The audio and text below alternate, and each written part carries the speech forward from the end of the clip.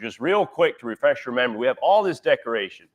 Do you guys, if I would name the cross, of course you'd associate that with Easter, right? But what's the white cloth hanging there? Does anyone know? Why do we decorate with a white cloth?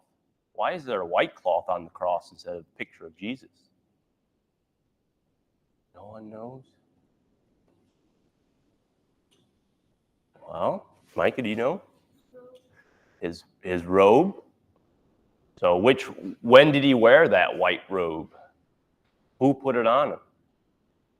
Maybe you don't know as much about it. What about the palm leaves? Why do we decorate with palm? Last Sunday was Palm Sunday, to give you a clue. What's with the palm branches? Exactly. When he rode into Jerusalem, they waved the palm branch. What about the flowers? Why do we decorate with flowers? I kind of had to think about that one. I just used my imagination. I was like, well, we bury the bulbs in the ground, and when springtime comes, they spring up or they resurrect, and it brings life. And I just kind of used my imagination. I don't know if that's right or not, but it sounded good to me. So how about we ask the adults one? Why did you adults decorate with wooden crates? Well, maybe it was to remind us Jesus was a carpenter's son. I don't know. So I will go through the Easter story in a little bit different manner. I didn't know how much time I would have, and I don't have that much time. But while I was listening to Mose last Sunday, my boys were doing math. And I said, hey, I have a good couple story problem. When I was a kid, I used to love story problems in school. They were my favorite. So every time I see a story problem, I pick it out. So the first one's going to be in Hebrews 10, Mose, Hebrews 10:9. And Jesus said, Lo, I cometh to do thy will, O God, and he that taketh away the first, that he may establish the second. So here I see we have a subtraction problem. If you take away something, so he taketh away the first, that he may establish the second. So what is 2 take away 1? Does anyone know? What is 2 take away 1? Do you know? What is it? It's 1. So now we keep reading in verse 12. But this man, after he offered one sacrifice for sins forever, sat down on the right hand of God. Now that doesn't add up. How can you add up one? How can you offer one sacrifice for sins forever, like Brian was talking? There's no time in forever. You read verse 11, the priest standeth daily ministering, offering oftentimes the same sacrifices, and those never took away sins. So Christ did something very special for us. So that addition doesn't add up to me, but an addition problem that does add up is in 2 Peter 1:5. Let's see if Mose can find it. So this one, I'm not going to tell you the answer. You have to read the verse, but it is faith plus virtue equals what? Can anyone read that passage and tell me what it means? What does faith plus virtue mean? 1 Peter 1:5, way at the bottom. Can you read? No. Do you know the answer? Does anyone know the answer? Micah? No. I would say faith plus virtue equals knowledge. But knowledge in what? Read verse 8. Is verse 8 on there, Mose?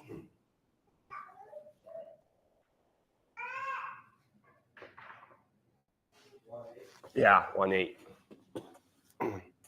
So knowledge of what? Read that verse.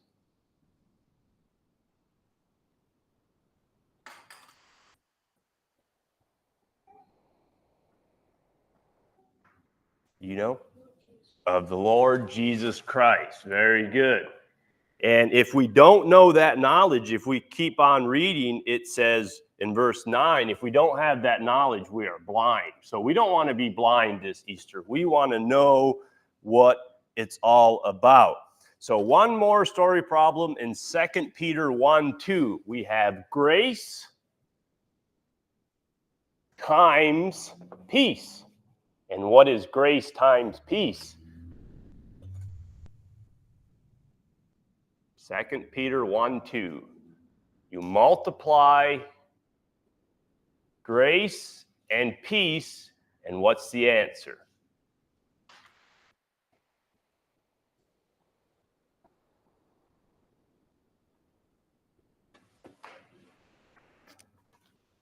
You know, Micah? It's knowledge again. So you know how you can add up 1 plus, or you can add up 2 plus 2 and it equals 4, or you can add up 3 plus 1 and it equals 4. Well, both of these, grace times peace of knowledge and faith and virtue, both equal knowledge. Now, so we can, through knowing God, you can escape the corruption that is in the world, it says in verse 4. And if you know God, you can escape a lot of problems. How many of you agree that adding and subtracting isn't too hard? But multiplying, dividing, especially in big numbers, that's where I struggle at school. So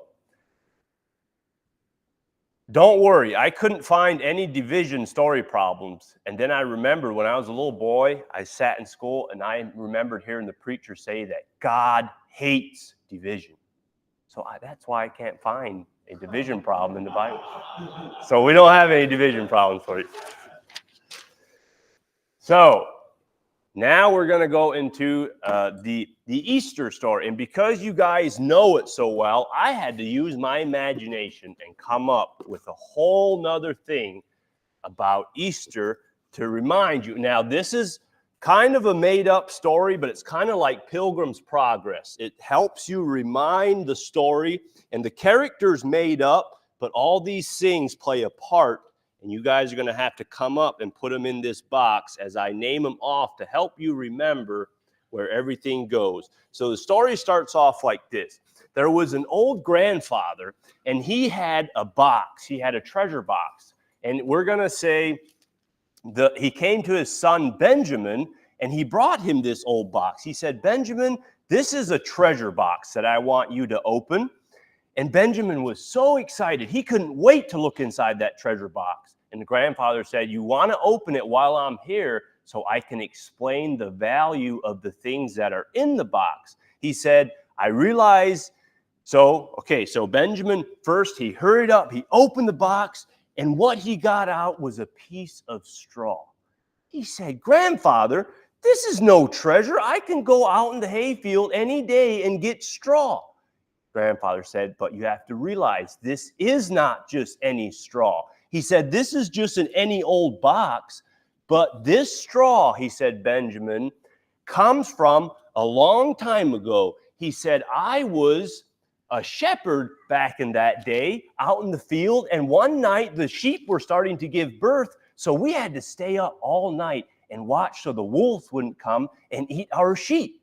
And that night, he said, the sky lit up, the angels came, and they said, there is a baby born in Jerusalem, in Bethlehem, and to prove that this is true, you'll find him wrapped in a swaddling cloth lying in a manger. And his grandfather said, I didn't believe it until I went there. I seen a little baby, exactly like the angel said, and I got a piece of straw from his manger, and I'm putting it in this box as a remembrance. And he said, I'm getting too old to fill up the rest of the box. But he said, I've heard that Jesus is coming to Jerusalem. The same Jesus that laid on this straw is coming to Jerusalem. It's getting close to Passover week, and I know that he's coming, but I am too old to follow him around. So Benjamin, what I want you to do is take this box, and wherever Jesus goes, any clues that you see, put in the box. So when you get old, you can tell your children and your grandchildren about it. Okay, so Benjamin started to get excited. He said, oh, I see what kind of treasures you're after. So he said, his grandfather said, I think you better go to town because I hear a crowd gathering. They're excited about something. So Benjamin took off down to town, and he seen a huge crowd gathered there, and he seen that somebody was riding in on a donkey. But because of the big crowd, he couldn't get close. Then he looked, and he seen all these palm branches lying in a road, and he could see where Jesus was going to go. So he circled around, and he got right beside the palm road. And sure enough, Jesus started to come. And he held onto his treasure box closely. People were drawing near, but he was close to the road. And as the donkey and Jesus came through, he reached out his hand, looked at Jesus, and he petted his donkey. And from the donkey, because it's springtime, they lose a lot of hair in the spring. And a little tuft of hair came off in his hand. And he said, I'm going to put this in my treasure box to tell the people that I have felt the donkey that Jesus stayed on. Then he looked around and he said, that was just a young donkey. I can't believe that he walked on all these palm branches. They were rustling and rattling, and he picked up some palm leaves and put it in his treasure box. So as I go through this story, I want you kids to come up here, whatever piece I number off, you find it, and you help Benjamin build his treasure box so he can remember to tell his children. So after Jesus went through and he went on, he ran back to his grandfather and said, Grandfather, look what I got. I got a piece of hair and some palm leaves to tell my children that Jesus rode in on a donkey. But he said, Grandpa, why did he ride in on a donkey? Why not a big horse? And Grandpa said, well, did you look in Jesus' eyes? He said, yes. And he said, what did you see? He said, it was so full of peace and love. He said, exactly. He didn't ride into Jerusalem on a strong horse to bring war. He came to bring peace. And he said, well, Grandpa, where did Jesus go now? He said, well, it's becoming the Passover. So I almost know that he probably went to eat the Passover meal somewhere, just like we're going to do here. And he was setting up the table with the cups and the bread. And I think we're going to have Passover here today, so you'll understand. He was setting everything up. And Benjamin was so excited. All of a sudden, the door burst open, and his friend Eli, who lived in Jerusalem, said, Benjamin, you won't believe it. Jesus and his disciples came to our house in the upper room to have the Last Supper. And Benjamin jumped up in such a hurry that off the table fell the cup, and it broke on the ground. So Benjamin and Eli went out the door to go to the upper room. So can someone, his grandfather, seen what happened? He's like, Benjamin's going to want to keep this cup to remember what happened. So can someone pick up the cup and put it in the treasure box for me? So by the time they got to the upper room, Jesus and his disciples had already left. So they didn't know where he went. They said, well, maybe he went to the temple. So they ran down to the temple to look for him, but the only person they found was Judas. And Judas was exchanging monies with the chief priests. So they asked Judas, what are you doing with the money? And Judas said, oh, don't worry about it. I'm just doing business. And he said, well, okay, but where is Jesus? And Judas said, well, here, guys, I'll give you a little bit of this money. Just go run along and buy some candy. They said, well, it's late. There's no stores open. We really don't want candy right now. We want to know where Jesus is. We have a treasure box. We're trying to follow him. Judas said, oh, you just want to know where Jesus is? Well, I think he usually goes to a garden over there in Gethsemane. So they said, okay, but he had given him a coin to go buy candy. So can anyone find a coin up in my little treasure hunt here and put it in the box? There you go. Show the rest of the kids the big coin. So he was to go buy candy with that coin. So he put that in the treasure box to remember. So they knew that they were going to go to the garden, and it was dark, and Eli had to go home again to his house, but Benjamin was allowed to go by himself. And as he was walking along the path, it was dark, but all of a sudden he heard a voice, and he stopped and listened, and it was fairly close. Jesus was telling his disciples, you guys just stay here. I'm going to go a little bit further, and I'm going to pray. So Benjamin was like, okay, I'll just sit down right here. And Benjamin sat down beside a tree, and he happened to sit on a stick. And then he got the stick out, and he was like, well, I'm going to sit here. And he had a stick in his hand.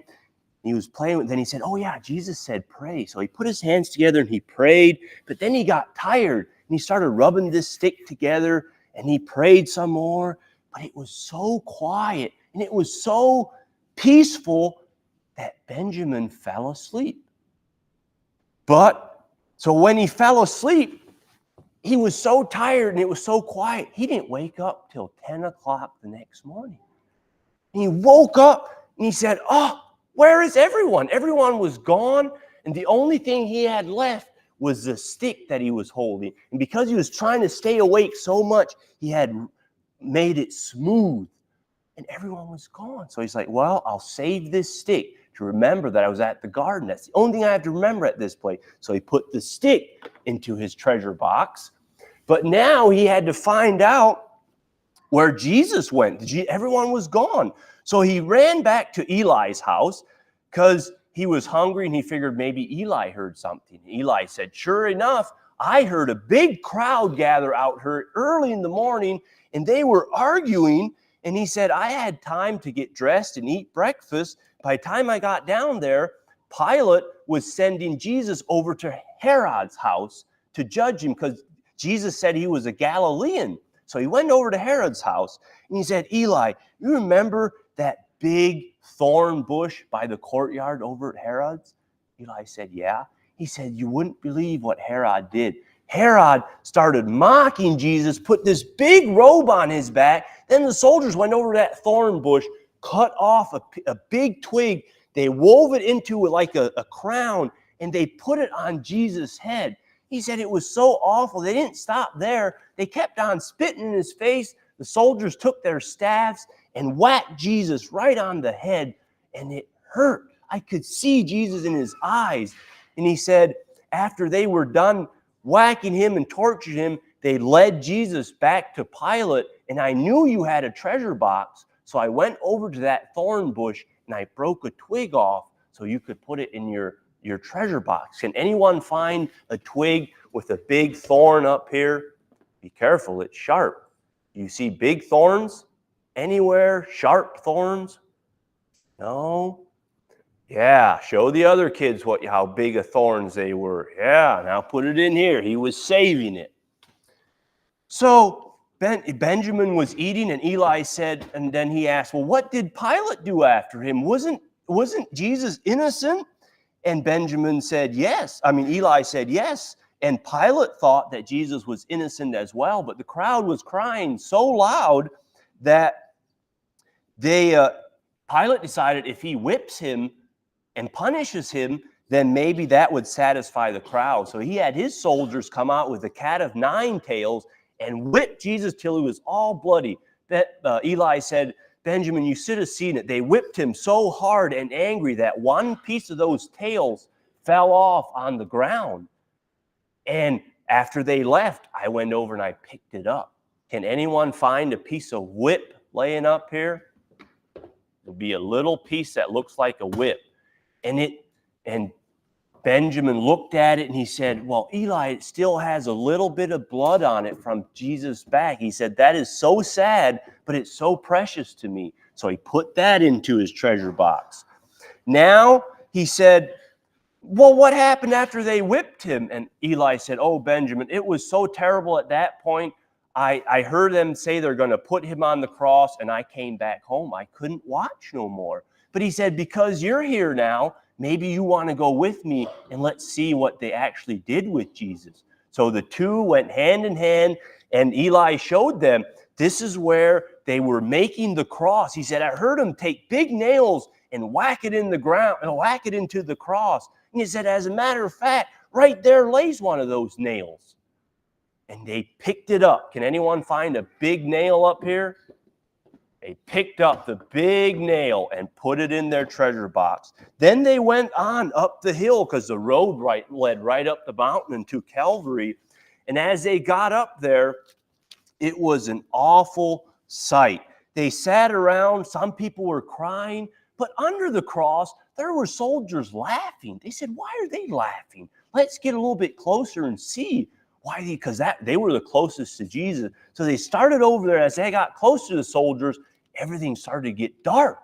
So they sat down, and the soldiers, they could hear they were playing a game, but the soldiers stopped playing because it got too dark to play. All of a sudden, Jesus said with a loud voice, Father, into your hands I commit my spirit.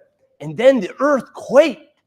And because the earth shook, the dice that the soldiers were playing with rolled down the hill right to Benjamin and Eli's feet. And Eli said, pick it up. Put it in your treasure box. And they looked at the soldiers. The soldiers weren't looking for their dice. They were looking at Jesus, and they said, surely this was the Son of God. They weren't worried about their dice. So can someone find the little dice and put it in the treasure box?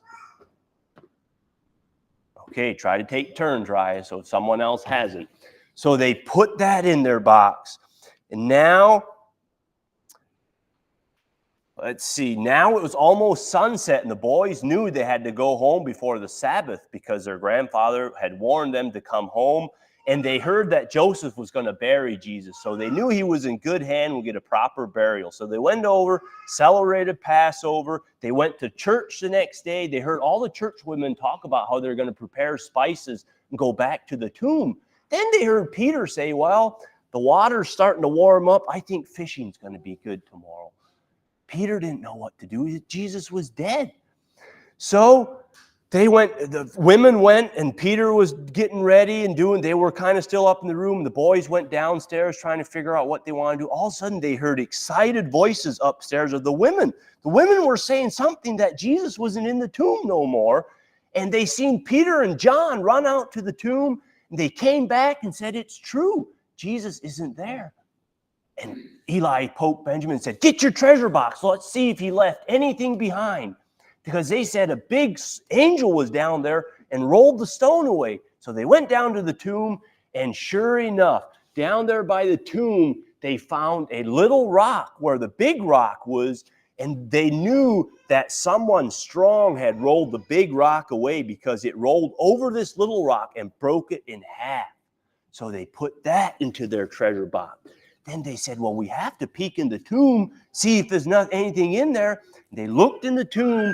There was nothing in the tomb except one little strip, or the strips of linen. And Eli said, I'm just going to get the smallest one. So I'm not disturbing it. He picked up the smallest piece of linen, and he put it in his treasure box. And he said, let's go back and see what the disciples are doing.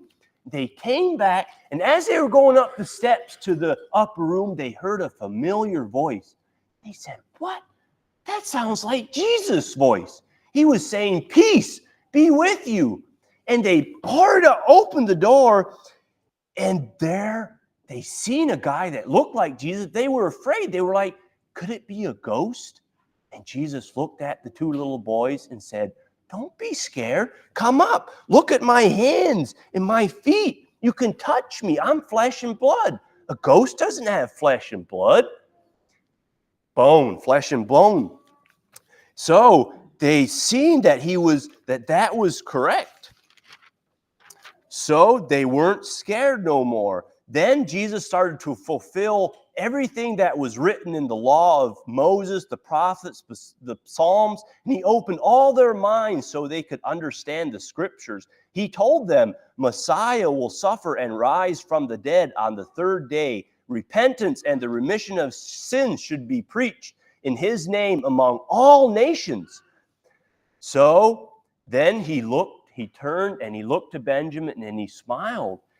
And I can imagine that if he would have had a Bible, this is what he would have done. He would have handed this Bible to Benjamin. They had scriptures, but they didn't have the New Testament. So he would have told Benjamin, here is your one last treasure. He said, everything that I did from way back when your grandfather found the straw to today is written in here.